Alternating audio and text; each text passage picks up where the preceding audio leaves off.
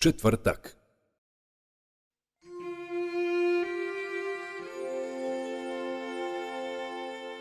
O životu posvećenom lepoti i umetnosti.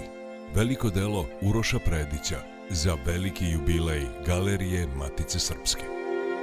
Njegovo delo je toliko veliko i toliko povezano sa Maticom Srpskom i Galerijom Matice Srpske da jednostavno, hteli ili ne hteli, on nas sam negde ograniči i kaže da, svaki jubilej je moj jubilej. On je bio, baš kao i Đorđe Jovanović, prvi veliki dobrotvor, prvi veliki darodavac koji je poklonio izuzetno značajan broj svojih umetničkih dela.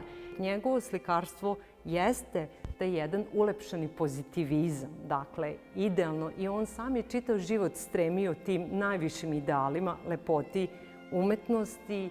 Meni je strašno zanimljiva bila ta njegova povučenost od sveta, ta stalna zamišljenost i ta neka dobrota kojom je on isijavao.